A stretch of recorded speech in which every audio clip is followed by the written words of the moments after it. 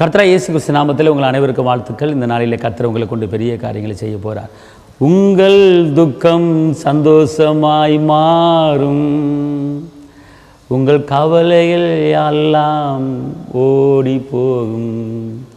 கலங்காதே மகனே, கலங்காதே மகளே, நம்ம இயேசு கைவிட மாட்டார், நம்ம இயேசு கைவிட மாட்டார்.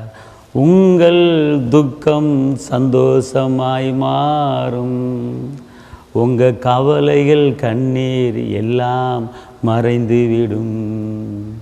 திராணிக்கு மேலாக சோதிக்கப்பட ஒரு நாளும் விடமாட்டார். திராணிக்கு மேலாக சோதிக்கப்பட ஒரு நாளும் விடமாட்டார்.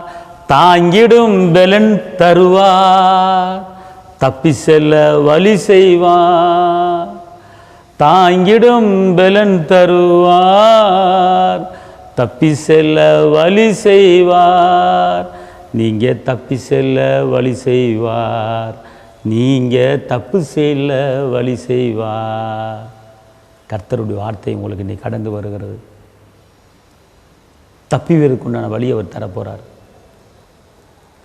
பல பிரச்சனைகள் மாட்டி தவித்து கொண்டு போகிற வழி தெரியாமல் அலைந்து கொண்டு இருக்கீங்களா? உங்களுக்கு தப்பிப்பதற்குண்டான வழியை கர்த்தர் உங்களுக்கு இன்றைக்கி செய்ய போகிறார். இந்த நாளுக்குண்டான உயிரோட வார்த்தை ஏசாயா 60:20.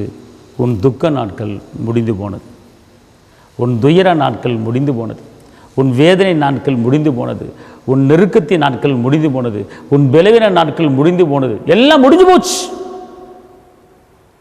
அதான் கடந்ததை நினைத்து கலங்காதே, நடந்ததை எல்லாத்தையும் மறந்து விடு.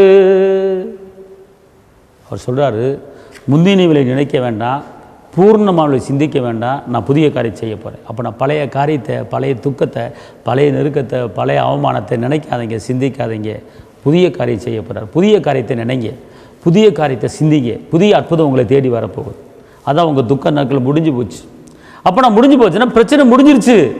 அந்த பிரச்சனையை திருப்பி எடுத்து பேசுனீங்கன்னா திருப்பி வரும். அதனால் பழசு முடிஞ்சு. இந்த புதிய நாளிலே கர்த்தர் உங்களுக்கு ஒரு ரேமா வார்த்தையை கொடுக்குறாரு. உங்கள் துக்கம் முடிந்து போனது, சந்தோஷம் மகிழ்ச்சி உங்கள் தலைமையில் இறங்க போகிறது.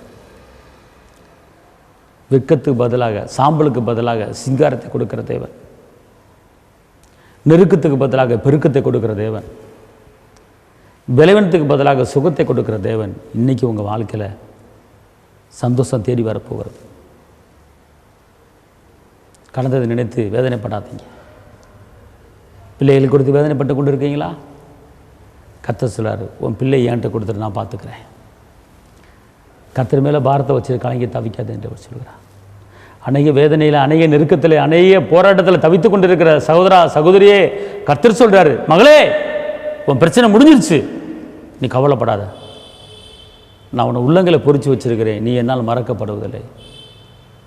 வாழ்க்கையை எடுப்பித்து கட்டப்போகிறேன், விழுந்து போன வாழ்க்கையை எடுப்பித்து கட்டப்போகிறேங்கிறாரு. வாழ்க்கை விழுந்து போச்சா, எலும்பு முடியலையா? கர்த்தர் சொல்கிறாரு, உன் வாழ்க்கையை நான் கட்டித்தரப்போகிறேன்.